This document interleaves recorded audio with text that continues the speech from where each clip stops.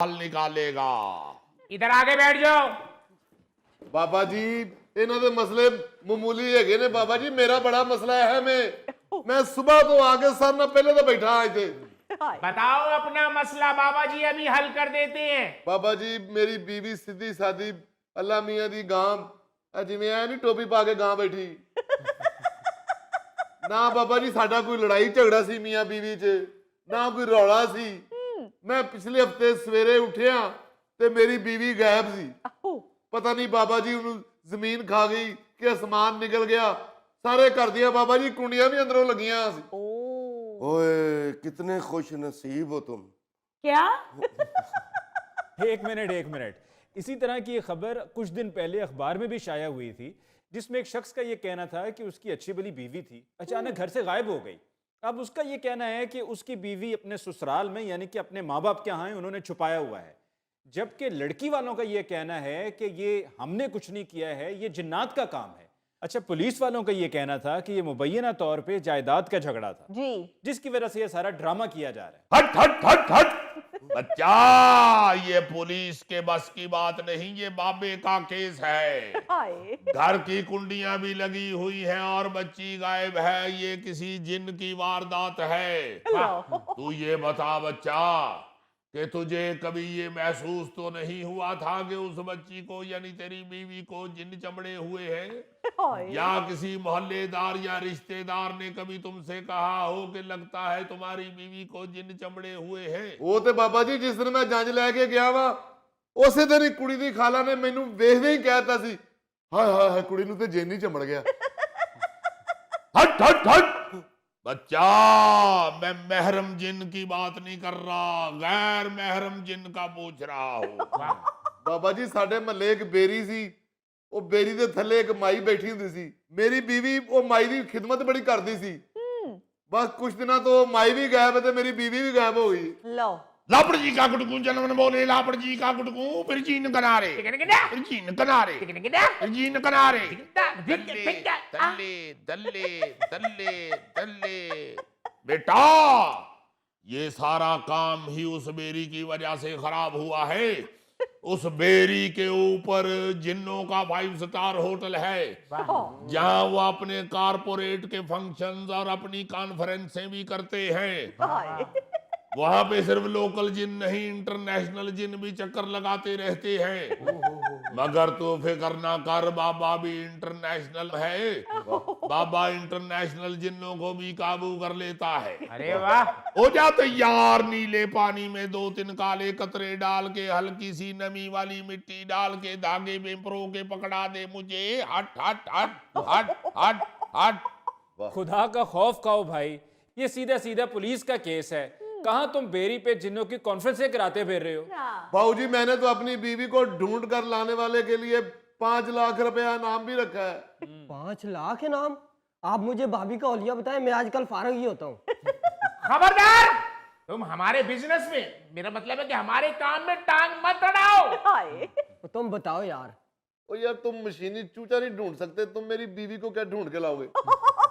बाबा जी मेरे शोहर पे भी नजर डाल दें, ये तो अपने घर वालों के बिल्कुल नीचे लगा हुआ है। वो कहते हैं दिन है तो ये कहता है दिन है, वो कहते हैं रात है तो ये कहता है रात है। बाबा जी वो पूछते ही दिन लेने में दिन ना कमा ते की कमा, रात दा पूछते ही रात लेने उसले फिर मैं रात ही कहना हुंदा। हट हट हट बच्चा, अगर अपने बहन भाइयों के नीचे ही लगना था तो शादी क्यों की थी? नीचे ही लगे रहो मगर जगह बदल लो। अल्लाह ने नई जगह दे दी है, अब बीवी के नीचे लग जा। बाबा जी मैं इसका भी ताबेदार हूँ, मगर इसको एतराज है कि मैं अपने बहन भाइयों का कहना क्यों मानता हूँ। तुम्हारे सारे भाइयों ने अपना अपना कारोबार सेट कर लिया है, एक तुम ही हो जो घर का सौदा सलफ लाने में और भाई के बच्चों को स्कूल छोड़ने में मसरूफ रहते हो। बाबा जी इन्हों का मसला लंबा है, मेरा तो छोटा जिहा इशू है। मेरी चनिया की दुकान है जनाब, तो चने मेरे ये छोटा जिहा इशू है? ये तो बहुत बड़ा इशू है कि तेरी चने की दुकान है, तेनू खान की बजाय चने बेचने पैन डे ने।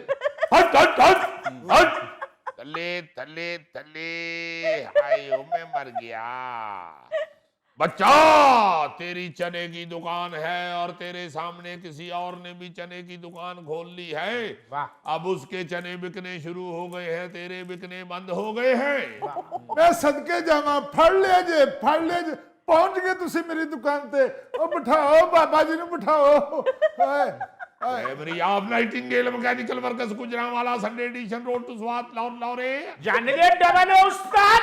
बेटा ये बता, अपने चनों की सेल बढ़ाना चाहता है या सामने वाले के चनों की सेल बंद करवाना चाहता है? भाई देखो कितने मनहूस लोग हैं ये, दूसरों का काम खराब करने के लिए भी लोगों को उकसाते हैं।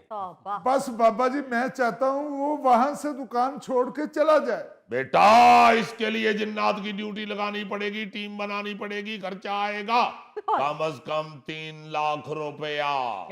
3 लाख? अबे खुश नसीब है तू, 11/11 सेल वाले दिनों में तू आया है। बाबा जी रियायत कर रहे हैं। बाबा जी मैं गरीब आदमी हूँ, कुछ रियायत फरमा दें। क्यों बकवास करता है, झूठ बोलता है? अबे लाहौर शहर में चने का पतीला लगाता है और कहता है मैं गरीब आदमी हूँ। अरे इतना इतना बड़ा पतीला 2 घंटों में बेच कर निकल जाते हो। तुम्हारे लिए तो 3 लाख रुपया 2 दिहाड़ियों की मार है। बाबा जी ये पतीला बहुत बड़ा है, मेरा तो छोटा जिहा मसला है।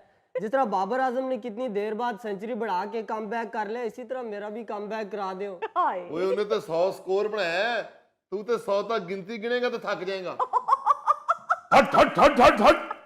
बच्चा, तेरे बल्ले पे हासदों ने कील ठोके हुए हैं। जी बाबा जी जी, एंदियां परजाइयां ने मैं साडे कमरे दे बूहे पीछे किल ठोके होए ने। ओ जान दे खुदा दा वास्ता ही, ओ कपड़े टंगना से मैं आप ठोके ने। तुसी ते उन्हां दी साइड लैनी है। बाबा जी मेरे पतीले थले एक दिन तवीज भी निकले सन। हाँ बाबा जी, साडे बिस्तरे थल्लों भी तवीज निकले सन। ओए ओ टी बैग सनो खुदा दा वास्ता ही। टी बैग नहीं सन, तवीज ही सन। बाबा जी मेरी बुढ़ी ते लब दियो, मैनू तो दूजी बारी रिश्ता भी किसी ने नहीं देना। बाबा जी एक बारी तुसी इन्हां दी जान इन्हां दे घर वाले कोलों छडवा दवो, तुसी जिन्ना हदिया कहोगे मैं देंगी। चलो हक हक हक। फिक्र ना कर बच्चा, बाबे के पास हर किस्म का तावीज मौजूद है। बाबा जी कोई ऐसा भी तवीज है कि नकाई चिड़ेल मगरों ले जाए। लापड़ जी का गुटकू जनमन बोले, लापड़ जी का गुटकू फिर जीन कनारे। तल्ले तल्ले हट हट हट। जा बच्चा, मुवक्किलों ने इशारा दे दिया है। ऐसा तावीज करूंगा कि या तो तुम्हारी लड़ाई बिल्कुल ही पीक पे पहुंच जाएगी या फिर झगड़ा खत्म हो जाएगा। बाबा जी इशारा दिया नहीं है, तवीज दे गए हैं। हक हक हक हक। बाबा जी मेरा तवीज भी मंगा दियो, मैं तो बड़ी देर दा बैठा जे। मेरे तवीज वाला जिन शेव कराउन गया। ओ यार खुदा का खौफ करो, क्यों इन लोगों के फ्रॉड में आते हो? अच्छे भले समझदार लोग हो, जिन्नात हैं सही, लेकिन वो लोगों के काम के लिए नहीं है। अल्लाह से रुजू करो, अल्लाह से फरियाद करो। ओ अली साहब मैं भी इनू एहो ही समझाना, मगर ये बाज ही नहीं आउंदी। हर दूसरे दिन किसी ना किसी नैश बाबे को टुरी हुंदी है। ए, अपनी लड़ाई लड़ो, हमारा बाबा बेइज्जत ना करो। ले भाई फिर तेरी बीवी भी गवाचन वाली हूं। मेरी बीवी भी हर दूजे दिन बेरी वाली माई को पहुंची हुंदी।